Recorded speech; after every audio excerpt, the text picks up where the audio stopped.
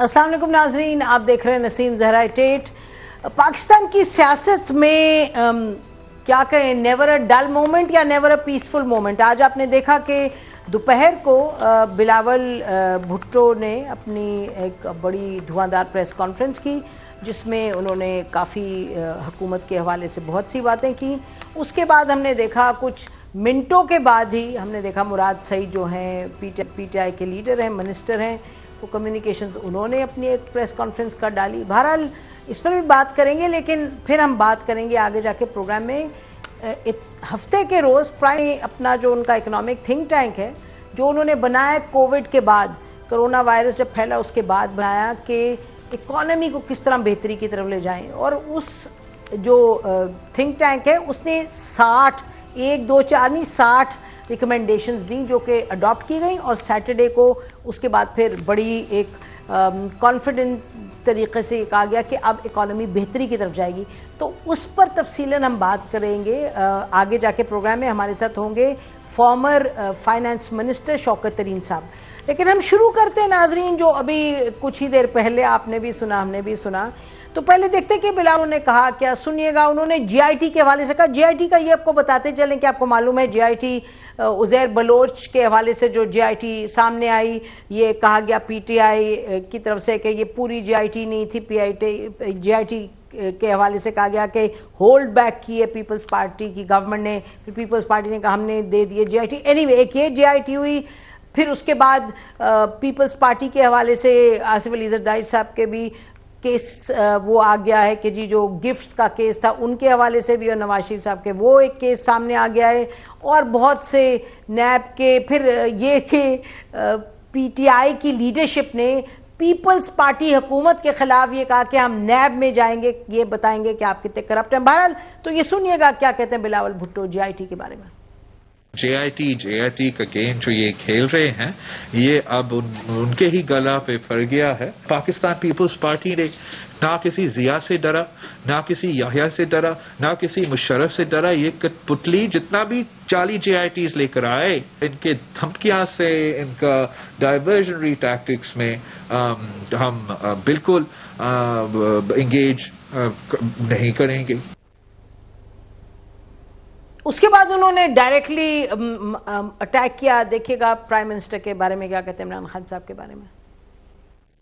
और अब इस पॉइंट पर पहुंच चुका है कि इमरान खान का वजीर आजम रहना ना सिर्फ हमारा जमहूरियत के लिए खतरा है, हमारा मईशत के लिए खतरा है, मगर हर पाकिस्तानी की जिंदगी और सेहत के लिए खतरा बन चुका है। तो ये नाजरीन, ये आपने बात पहले भी सुनी है। बहरहाल आज फिर उन्होंने ये कहा, और फिर उन्होंने क्या कहा, उन्होंने कहा कि जी जो 18th अमेंडमेंट है उसके हवाले से उन्होंने कहा शायद हमें बाहर सड़क पे निकलना पड़े। Listen to that. एनएफसी और 18वीं तरमीम के बाकी हमला करते हैं तो मेरे सामने कोई और ऑप्शन ही नहीं रहेगा। कोरोना हो ना हो, हम सड़कों पे निकलेंगे, यहां से लेके इस्लामाबाद तक पहुंचेंगे और उसके घसीट के बाहर निकालेंगे। चले, उन्होंने तो कह दिया हम बाहर भी निकलेंगे, घसीटेंगे भी, ये कुछ घसीटेंगे। शहबाज शरीफ साहब से भी सुनते थे, इमरान खान साहब से भी सुनते थे, आज बिलावल भुट्टो साहब से भी सुन लिया। अच्छा, इसके जवाब में कुछ ही मिनटों के बाद हमने देखा मुराद सईद क्या कहते हैं, मिनिस्टर ऑफ कम्युनिकेशन। पहले उन्होंने बात की कुछ करप्शन की, पुरानी बात है, हमेशा बात करते हैं करप्शन की। सुनिए। आज फरजंद जरदारी करप्शन की बात कर रहा था। सिंध के सेहत का 5.5 करोड़ रुपया 7 सालों में इनको मिला, वो कहां पे चला गया? थर के अंदर जो भूख से, अफलास से बच्चों की अमवात हो रही है, वो कि उनकी तरक्की का, उनके गुर्बत के खात्मे का पैसा जो लोगों के ऊपर लगना था, उसके ऊपर पूरी की पूरी फेक अकाउंट्स की एक जेआईटी है, जो कि अब पार्लियामेंट के रिकॉर्ड का भी हिस्सा है। फिर उन्होंने ये भी कहा कि जी एक चैलेंज आप देते हैं हमें सिंध वर्सेस केपी के, और दूसरा उन्होंने कहा, आप कहते हैं कि जी आके तकरीर करें, डिबेट करें। उस पर सुनिए क्या कहते हैं। आपको हम दावत देते हैं कि आप भी खैबर पुख्तूनख्वा आए और हम भी सिंध आते हैं, आपको कारकर्दगी का पता चल जाएगा।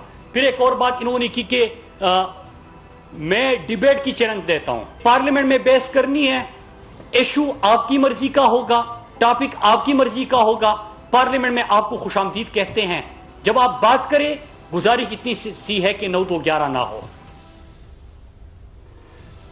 जी, अब क्या मकसद से क्या हमें समझ आती है, ये टाइमिंग क्या है, ये मकसद क्या है, ये खुद से बिलावल भुट्टो ने किया है या कोई एपीसी कोई कुछ करने जा रही है? लेकिन लगता तो नहीं है कि ऑपोजिशन, तो मेरा ख्याल है कि हुकूमत के लिए सबसे जो इस वक्त बेनिफिशियल चीज़ है वो है एक वीक ऑपोजिशन। तो ये बातें ही हैं, और बातों की वजह क्या है इस वक्त? हमारे साथ नाजरीन सलीम बुखारी साहब हैं, एडिटर हैं 24 HD वेब का जो अखबार है, बड़ा ज़बरदस्त, आप उसको ज़रूर देखें। और सलीम बुखारी साहब एंकर भी रह चुके हैं और तजिया नगार भी, एडिटर भी रह चुके हैं। बहुत शुक्रिया सलीम बुखारी साहब, आपने हमें ज्वाइन किया। और नाज़रीन रहमान अज़हर साहब हैं, अपना प्रोग्राम करते टू द पॉइंट एक्सप्रेस में, बहुत शुक्रिया रहमान अज़हर। तो आपसे शुरू करते हैं सलीम बुखारी साहब, ये टाइमिंग क्या है, वजह क्या है? बहुत शुक्रिया आपका नसीम ज़हरा, आपने मुझे मौका दिया अपने प्रोग्राम में। गुजारिश ये है कि सिंध और वफाक की लड़ाई को समझने के लिए थोड़ा सा आपको माजी में झांकना पड़ेगा। अगर आपको याद हो कि इक़्तिदार में आने के फौरन बाद से ही सिंध और सेंटर के बीच महाजराई का आगाज हो गया था। शुरू में बात की गई, 2 महीने के बाद कहा कि यहाँ गवर्नर रूल लगा देना चाहिए। फिर उसके बाद जनाब वफाक से एक आवाज आई कि आर्टिकल 149 के तहत हम तो इख्तियार रखते हैं कि वहाँ मुदाखलत करके वहाँ की हुकूमत को फारग कर दें। फिर कहा कि नहीं जनाब, हमने GDA से इत्तेहाद बना लिया है और अपन असेंबली के अंदर ही रह के चेंज ले आएंगे। और आखिरी बात जो हमने सुनी वो ये थी कि जी अब पीपल्स पार्टी में एक फॉरवर्ड ब्लॉक बन रहा है और उसके साथ मिलकर हम वहाँ की हुकूमत गिरा देंगे। तो ये मुहाजराई नहीं है, ये पहले दिन से ही इसका आगाज हो चुका था। दूसरी बात ये है कि जो आपका सबसे अहम सवाल है वो ये है कि इस वक्त ये सारा कुछ क्यों हो रहा है। इसके पीछे सिर्फ एक ही चीज है, मैं कोशिश करूंगा उसकी वजाहत करने की, वो है 18वीं तरमीम। 18वीं तरमीम क्यों फंसी हुई है, उसकी 2 बुनियादी वजूहात है। एक तो ये कि फाइनेंशियल रिसोर्सेज जो है वो सूबों को वापस चले गए हैं, जिसको हम सूबाई खुद मुख्तारी का नारा 70 साल से लगा रहे थे। वो अपने मसाइल खुद हल करने के लिए उनके पास फाइनेंसेस हैं। अब सेंटर जो है वो समझता है कि हमें तो हुक्म मार दिया इन सूबों ने, हमारे पास तो कुछ है ही नहीं। फाइन। दूसरी बड़ी वजह यह है कि उस तरमीम से पहले president was very powerful person. 58(2) भी उसके पास था, आपको पता है। वो अपनी मर्जी से जो चाहता था कर सकता था। अब वो इख्तियारात प्राइम मिनिस्टर के पास है। अब ये किसको तकलीफ है 18वीं तरमीम की? मेरे नहीं ख्याल कि इस वक्त ये मौका होगा कि हम उसकी तलाश में निकले, लेकिन किसी न किसी को है जरूर। यही वजह है कि जब आप हुकूमत के हलकों से बात करते हैं या प्राइम मिनिस्टर से या मिनिस्टर से बात करते हैं तो वो कहते हैं जनाब देखिए तालीम का और हेल्थ का बेड़ा गर्क कर दिया सूबों ने। बिल्कुल ठीक बात, मैं तस्लीम कर लेता हूँ उनका आर्गूमेंट। तो जनाब 2 सूबे, जो पंजाब है जिसको कहते हैं governing Punjab is governing 2/3 of Pakistan, वहां क्या दूध की नहरें बहेंगे इन दोनों शोबों में। और के जो पिछले 7 साल से आपके पास है, वहां क्या सूरत हाल है? अगर आपका ये जवाब मान लिया जाए कि हेल्थ और एजुकेशन का बेड़ा गर्क हो गया है, तो इन 2 सूबों का कंपैरिजन तो फिर जरूर करना चाहिए ना कि आपके पास तो अपने रिसोर्सेज थे, आपने क्या किया। तो ये आर्गूमेंट भी बहुत वीक है। तो ये असल लड़ाई 18वीं तरमीम की है। आपको लगता है कि नसीम साहिबा और आप अगर समझती हैं कि ये लड़ाई क्यों है? ठीक। अच्छा रहमान, ये बताइएगा कि ये 18वीं तरमीम वगैरह, हमें तो लगता है कि 18वीं तरमीम पे बातें होती हैं, लेकिन सबको मालूम है 2/3 कहाँ से आएंगे, कौन लाएगा, ये होने नहीं लगा। लेकिन ये जरूर है कि उसमें कुछ खत्म तो नहीं हो पाएगी कुछ तरमीम। लेकिन आपको क्या लगता है इस वक्त ये प्रेस कॉन्फ्रेंस क्यों? हालांकि सच्ची बात यह है कि धुआंधार ज्यादा थी, उसमें कोई नई बात नहीं थी, बट स्टिल अजहर, क्या रहमान क्या लगता है आपको, why this press conference at this time? देखिए, ये जो वफाक और सिंध का झगड़ा है, ये हमें सिर्फ 18वीं तरमीम में नजर नहीं आ रहा। आप अभी पिछले कुछ दिनों के मामलात उठा के देखते हैं, जिसमें उज़ैर बलोच का जो मामला आया, तो उसमें भी यही कहा गया कि वफाक के, जो अली जैदी ने जो प्रेस कॉन्फ्रेंस की उसमें उन्होंने कहा कि वफाक के लोगों ने दस्तखत किए, सूबे के जो मातहत अफसर थे उन्होंने दस्तखत नहीं किए।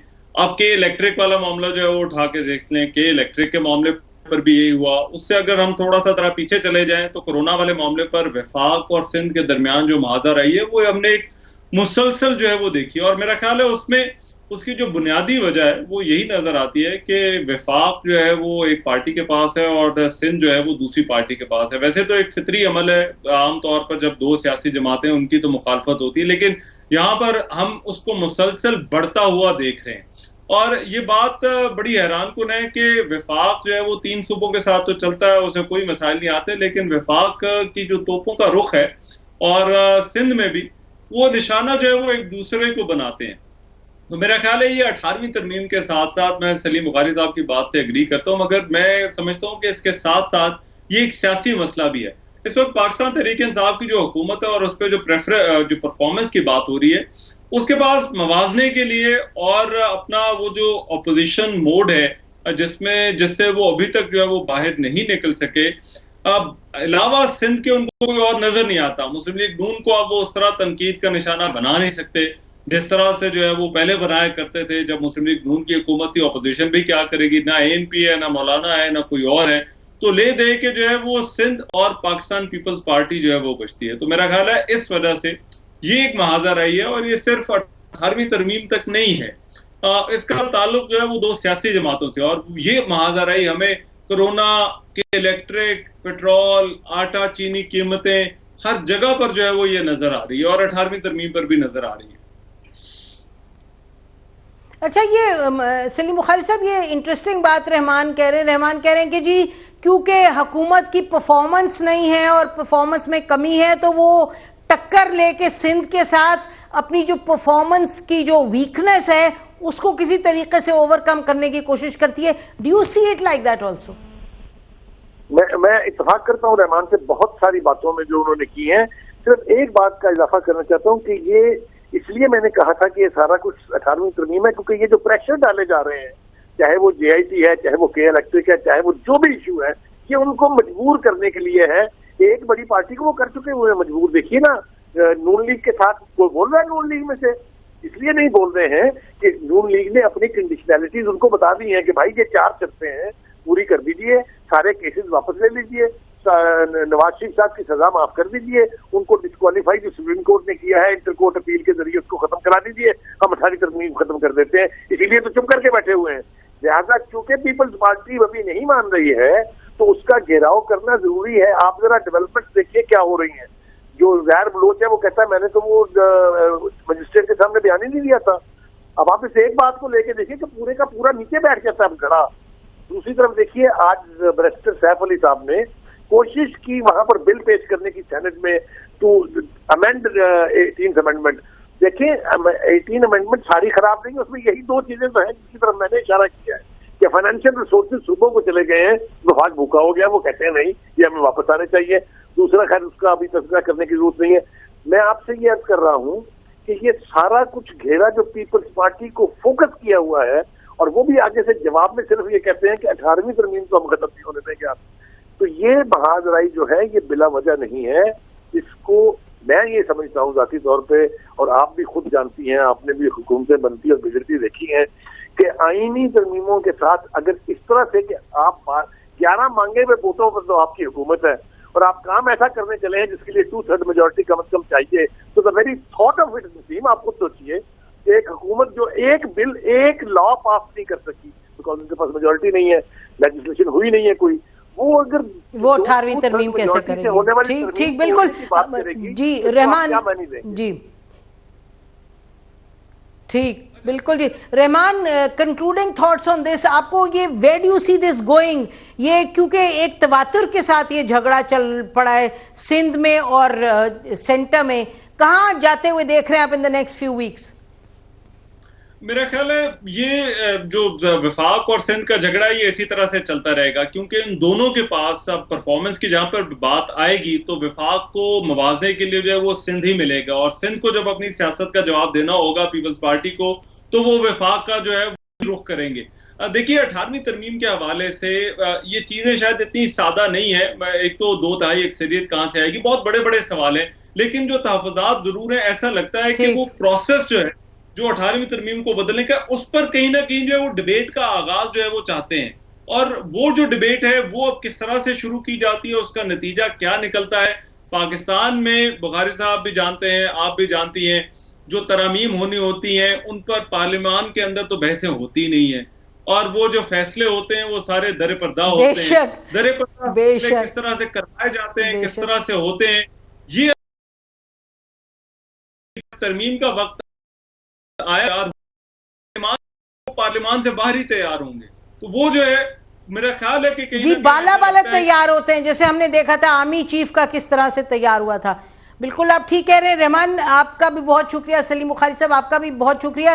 नाज़रीन, सवाल के अगर 18वीं तरमीम ही की बात हो तो इसका मतलब कि कहीं जाके ये चीज़ सेटल हो पाएगी, लेकिन 18वीं तरमीम के साथ साथ ये भी लगता है कि जिस तरीके से PTI को ये उनका ये ख्याल है कि वो हर सूरत पे जाके पीपल्स पार्टी का जो गढ़ है सिंध और कराची, वो वहाँ जाके किसी ना किसी तरीके से they can get an upper hand, जैसे भी सलीम बुखारी साहब कह रहे थे ये दूसरे तीसरे महीने से शुरू है। तो हमें लगता है कि ये जो अटैक मोड है ये जारी रहेगा, ये कम नहीं होने वाला 18th अमेंडमेंट और नो 18th अमेंडमेंट। ब्रेक लेते हैं नाज़रीन, ब्रेक के बाद वापस आते हैं और बात करते हैं इक़्तिसादियात की। बहुत बड़ा इशू, बहुत बड़ा सवाल, और प्राइम मिनिस्टर ने जो इकोनॉमिक थिंक टैंक बनाया है वो क्या करने जा रहा है, उसकी सोच क्या है, डिमांड सप्लाई के इश्यूज क्या हैं, ये जो कंस्ट्रक्शन को इतनी इंसेंटिव दिया है इसमें से कुछ बनेगा या नहीं। Stay with us after the break.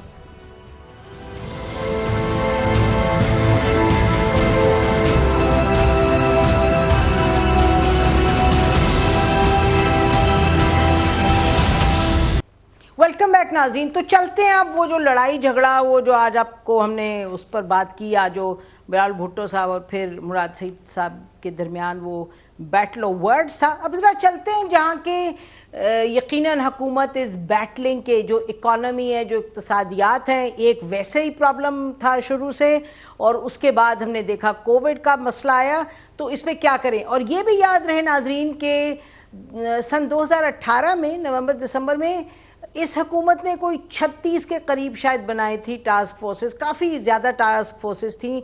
अच्छा वो आई बनी, उन्होंने क्या किया क्या नहीं किया, इशरत हुसैन साहब की टास्क फोर्स ज़रूर है, उसके बारे में पता चलता रहता है गाहे बगाहे के कुछ वो बात कर रहे हैं इंस्टीट्यूशनल रिफॉर्म की, कुछ एक्शंस भी लिए जाएंगे। लेकिन और जो टास्क फोर्सेस हैं ठीक है कहीं गपशप होती है, लेकिन एक्शन क्या हुआ जो इकॉनमी पे ख़ास तौर पे कुछ बनी, कुछ ख़त्म हो गई, कुछ हमने देखा कि फाइनेंस मिनिस्टर असद उमर साहब ने शुरू की, फिर वो गायब हो गई, वो भी गायब हो गए। तो अब हमने देखा कि प्राइम मिनिस्टर ने एक कहा जी मैं एक थिंक टैंक बना रहा हूँ, उस थिंक टैंक में फाइनेंस मिनिस्टर भी हैं, स्टेट बैंक के शायद गवर्नर भी बैठते हैं मीटिंग्स में, और कॉमर्स के मिनिस्टर भी हैं रज़ाक दाऊद साहब, और साथ साथ उन्होंने बाहर से कौन लोग लिए, उन्होंने लिए शौकत तरीन साहब। शौकत तरीन साहब फॉर्मर फाइनेंस मिनिस्टर भी हैं, जुल्फ़िकार अली भुट्टो ये पीपल्स पार्टी की हुकूमत में थे फाइनेंस मिनिस्टर, और उसके बाद अपने तय उनकी एक अपनी स्टैंडिंग है इश्यूज़ ऑफ इकॉनमी वगैरह पे। हबीब बैंक की उन्होंने प्राइवेटाइजेशन उन्होंने खुद की, और फिर साथ उन्होंने अलाना साहब को लिया, फिर आरिफ हबीब साहब को लिया, फिर इजाज़ नबी साहब जो वर्ल्ड बैंक में रह चुके हैं, लम्स में भी इस वक्त आजकल वाशिंगटन में, उनको भी लिया।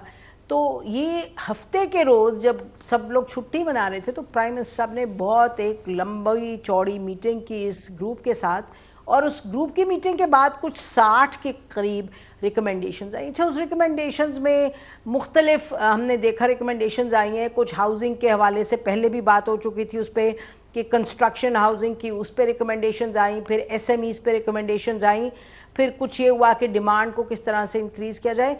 तो हमने सोचा कि आज शौकत तरीन साहब को बुलाते हैं, वो he is an objective person हुकूमत के अंदर इस वक्त एज अ थिंक टैंक वो ज़रूर है मेंबर, लेकिन क्या हो पाएगा, क्या कर पाएंगे, क्योंकि मसाइल बहुत हैं। अगर आप कंस्ट्रक्शन का काम शुरू भी करवा दें और सब यानी चीप हाउसिंग को भी आप शुरू करा दें तो वो तो सप्लाई साइड है, डिमांड किधर है। अगर लोगों की तनख्वाहें, परचेजिंग पावर सब कम हो रहा है तो वे इज़ द डिमांड। तो इस पर बात करेंगे कि डिमांड साइड का क्या होगा, और ये थिंक टैंक क्या उनको लगता है शौकत तरीन साहब को कि पहलों के मुकाबले में बेहतर चलेगा। और कराची में बैठे शौकत तरीन साहब, और नाज़रीन आपको मालूम है कि पिछले कितने रोज़ से कराची इलेक्ट्रिक का एक जो यानी इतनी क्राइसिस बरपाए, और अभी कुछ ही देर पहले केबल ऑपरेटर्स के जो चेयरमैन थे वो कह रहे थे कि जी हम बिजली काटने लगे हैं सिंबॉलिकली 3 घंटे की, क्योंकि वो भी कुछ रोना रो रहे थे कराची इलेक्ट्रिक का। वो क्या चीज़ें हैं, किस तरीके से हैंडल होंगी। हमें ज्वाइन किया नाज़रीन शौकत तरीन साहब ने, बहुत शुक्रिया शौकत तरीन साहब हमें ज्वाइन करने का। ये बताइएगा कि आपको लगता है कि ये वाला जो थिंक टैंक है दिस टाइम अराउंड कुछ कर पाएगा थिंक टैंक? आप पहलों का भी हिस्सा रहे हैं, हमें मालूम है आप प्राइम मिनिस्टर को रिकमेंडेशंस भी देते रहे, कोई बात बनी नहीं, शब्बर जैदी साहब भी आए चले भी गए। तो अब आपको क्यों लगता है कि अब जरा बेहतरी होगी इस ये जो इकोनॉमिस्ट का थिंक टैंक बना है? नसीम, थिंकिंग तो यहाँ होती ही रहती है। पाकिस्तान में थिंकिंग की कमी नहीं है, कमी है तो इम्प्लीमेंटेशन की। तो पहले भी थिंक टैंक बने, मतलब वो जो इकोनॉमिक एडवाइजरी काउंसिल बनी, असद उमर ने बनाई, और उसमें बड़े बड़े जय्यत किस्म के इकोनॉमिस्ट थे, उन्होंने बैठ के बड़े प्लान बनाए, लेकिन हवा में गुम हो गए सारे। उसके बाद अभी हमें ये टास्क दिया गया है कि कोविड की वजह से क्या इंटरवेंशन हमें करनी चाहिए। जिस तरह आपने सही कहा कि डिमांड को हमने रिजुविनेट करना है, हमने बिजनेसेस को स्पेस देनी है ताकि वो वापस आके खड़े हों, और उसके बाद ये जो लोग हैं जिनके पास अभी खाने पीने को कुछ नहीं है, उनके मुतालिक एहसास प्रोग्राम को आगे लेके चलना है। तो सारी इन चीज़ों के ऊपर अगर डेवलपमेंट अगर प्लान है तो उसको किस किस्म की जो है प्रोजेक्ट्स को लेके आगे चलना है। तो ये कोई 5-6 किस्म की हमारी इंटरवेंशंस हैं, जिसके बीच में हाउसिंग के ऊपर तो आपने पॉलिसी डिसीजंस सुन भी लिए, और मैं ये देख रहा हूँ कि उनके पायलट प्रोजेक्ट्स भी अगले 1-2 हफ्ते में लॉन्च हो जाएंगे, और तो वो तो चल पड़े हैं। अब उसके बाद एक हमारी कमेटी है फाइनेंस एंड बैंकिंग, जिसको अब प्रेजेंटेशन की बात आपने की। तरीन साहब, अगर आप इजाजत दें, जो आपने हाउसिंग की बात, अपने हाउसिंग का फरमाया, थोड़ा सा इस पे एलैबोरेट कर दें, क्योंकि नाजरीन तो ये सवाल उनके जहन में होगा कि प्राइम मिनिस्टर को अब ये तीसरा साल शुरू हो गया है। जब पहले साल उन्होंने आके कहा था पहले महीने के इतने लाख घर बनेंगे, वो कहते रहे मेरा ख्याल के फाउंडेशन स्टोन्स बड़ी जगह वो की लेकिन कुछ बना नहीं। अब क्यों आपको लगता है कि अब बनेगा? पायलट प्रोजेक्ट की पहले भी बात हुई, यानी कि फाउंडेशन स्टोन भी प्राइम मिनिस्टर ने बड़ी जगह जाके ही लेड द फाउंडेशन स्टोन। अब व्हाई डू यू फील कि अब होगा जरूर? देखिए, उसको लवाजमात हैं हाउसिंग की। हाउसिंग अभी तक क्यों 0.25% ऑफ द GDP है पाकिस्तान, जबकि वो 10% इंडिया में है, 36% मलेशिया में, 80% कोरिया में है। क्यों? वजह यह है कि यहाँ फोरक्लोजर लॉ ही नहीं था, जो था वो चैलेंज हुआ हुआ। तो वो इस प्राइम मिनिस्टर ने कम से कम इसको इतना क्रेडिट देंगे, इसने मेहनत करके वो फोरक्लोजर लॉ जो है वो कोर्ट्स में से निकाला है। तो अब फोरक्लोजर लॉ है, और जब तक फोरक्लोजर लॉ नहीं होगा बैंक्स कभी पैसे नहीं देंगे, और जब तक बैंक पैसे नहीं देंगे ये मॉर्गेज इंडस्ट्री जो है, कंस्ट्रक्शन इंडस्ट्री कभी नहीं खड़ी होगी। तो ये अभी हुआ है, ये 2-4-6 महीने में हुआ। तो उसके बाद अभी फिर दूसरी चीज इसकी लवाजमात में है कि इंटरेस्ट रेट जो है या डिस्काउंट रेट नीचे होना चाहिए, बिकॉज जब तक रेंट और इंस्टॉलमेंट जो आदमी वापस करता है मॉर्गेज की वो बराबर नहीं होंगे तो लोग मॉर्गेज नहीं लेते, वो रेंट पे ही रह जाते। तो अभी अब वो वक्त आ गया है कि 7-8% पे अगर रेट हो तो वो इक्वल हो जाता है। तो ये दोनों चीजें हैं, तो इसलिए ये चीज अभी चलेगी।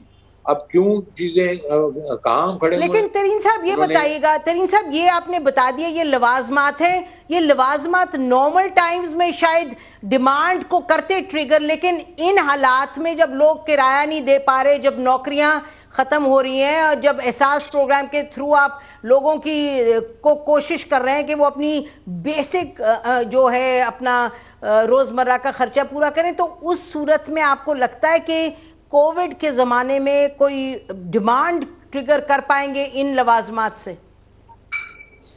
लाखों लोगों के इस वक्त डिमांड, क्योंकि आप समझ लें कि 8 लाख घर साल में भरे हैं तो डिमांड पूरी होती है, और हम को तकरीबन 3 से 4 लाख घर बनाते हैं, जो कि वो लोग हैं जो अपनी जेब से जो है वो अपनी जमा पूंजी से घर बनाते हैं।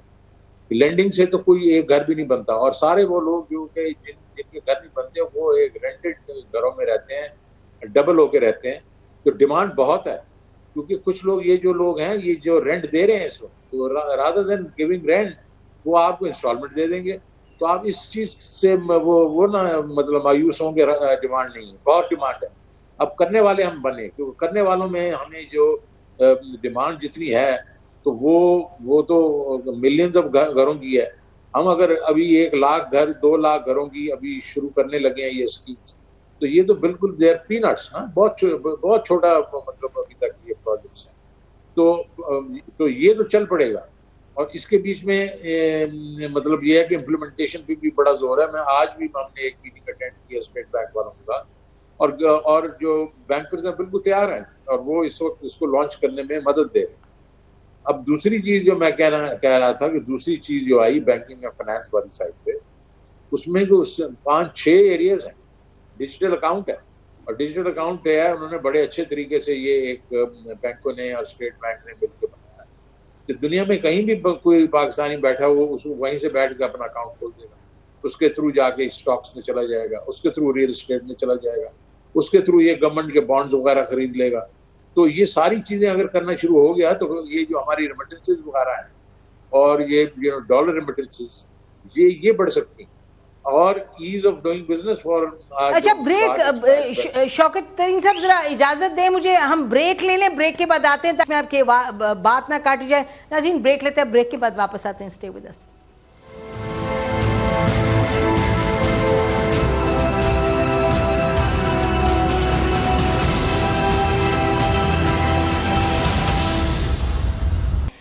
शौकत तरीन साहब ये बताइएगा कि इससे पहले हम दूसरे इश्यूज पे आए, ये प्राइम मिनिस्टर ने एक एमनेस्टी अनाउंस कर दिया कि जी दिसंबर तक आप जो भी करें तो कोई नहीं, पैसा जहाँ मर्जी से लाए नहीं पूछा जाएगा अगर आप इसमें इन्वेस्ट करेंगे कंस्ट्रक्शन इंडस्ट्री में।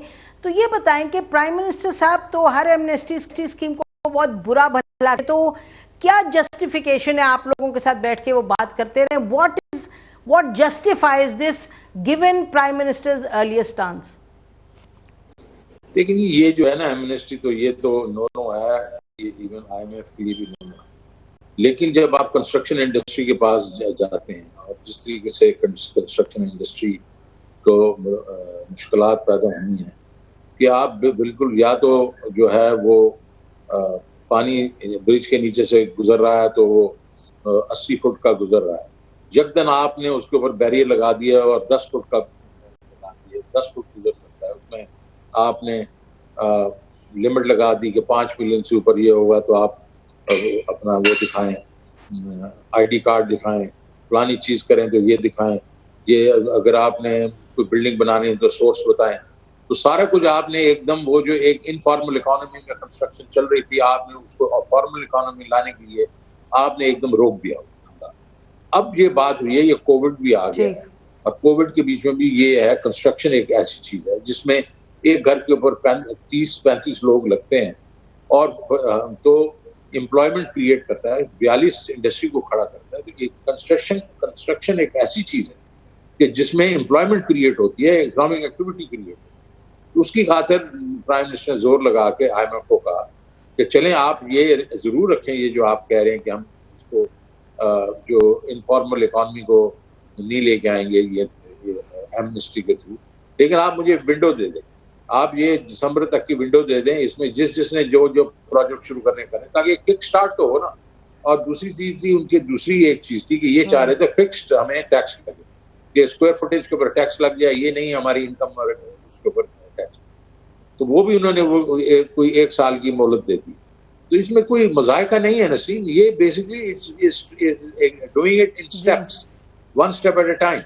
And if we can do that, and then and the construction industry gets a kickstart, there is no harm in it.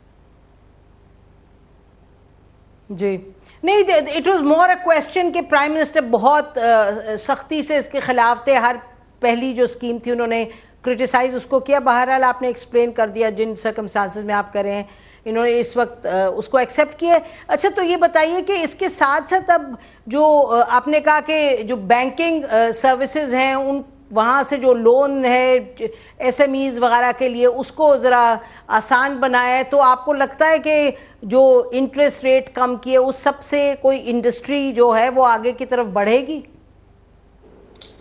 देखिए जी, मैं जिस तरह बता रहा था कि 5-6 एरियाज हैं। एक तो मैंने डिजिटल अकाउंट के बारे में बताया, दूसरा हमने SME के ऊपर जोर दिया, फिर हमने माइक्रो फाइनेंस पे जोर दिया। SME के भी 2 हैं, एक स्मॉल है और एक मीडियम है। उनके सबके दोनों के अलग-अलग अपने एक किस्म से डिमांड्स हैं, वो सारी की गई, उनकी लिमिट्स बढ़ाई गई हैं, उनका जो रेट्स हैं मार्कअप रेट्स कम किए गए, उनकी हमने ये कहा कि वेजेस के लिए पैसे दिए। माइक्रो फाइनेंस के बीच में भी इसी तरीके से लिमिट्स बढ़ा दी गई हैं कि भाई अगर क्लीन क्रेडिट है तो उसको 10 लाख से 20 लाख कर दिया जाए। इस किस्म की बहुत चीजें की। और माइक्रो फाइनेंस बैंक्स के लिए भी सहूलत की गई है स्टेट बैंक की तरफ से, उनके एक किस्म के कैपिटल रेशियोज के बीच में भी गुंजाइश पैदा की गई है, और वैसे भी उनको लिक्विडिटी देने के लिए भी कहा गया। और फिर उसके बाद आप देखें कि हाउसिंग की बात तो मैं पहले कर चुका हूँ, और फिर उन्होंने ये भी कहा है कि हम इसको डिजिटाइज करेंगे इकॉनमी को, ये अपनी बैंकिंग को भी, मतलब जो हमारी सर्विसेज है इनको डिजिटाइज किया जाए। बट जनरली डिजिटाइजेशन जो है नादरा के थ्रू की जाए, और उससे पूरी इकॉनमी को फायदा होगा।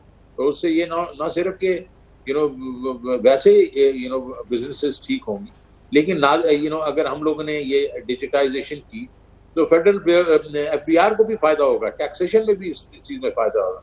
तो generally speaking it's a positive view. But जैसे मैंने पहले कहा है, ये सारी रिकमेंडेशन, जिस तरह हमने बैंकिंग फाइनेंस में कुछ 66 रिकमेंडेशन दी हैं, 66, उसमें से उन्होंने मान लिया तकरीबन मेरे ख्याल 60 के करीब मान लिए, लेकिन इसको इम्प्लीमेंट करना और एंड मेकिंग श्योर कि ये बाकी ग्राउंड पे भी इम्प्लीमेंट हो, ये फिर इन इदारों का काम है, स्टेट बैंक का काम है, मिनिस्ट्री ऑफ फाइनेंस वगैरह का।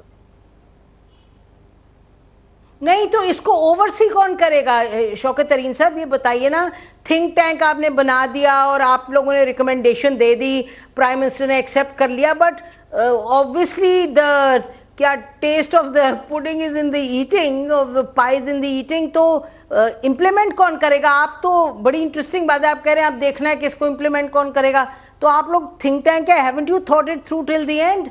किस तरह से ये तो फिर और भी थिंक टैंक्स आए, उन्होंने भी आइडियाज दिए, अब आप कह रहे हैं देखेंगे इम्प्लीमेंट कौन करेगा।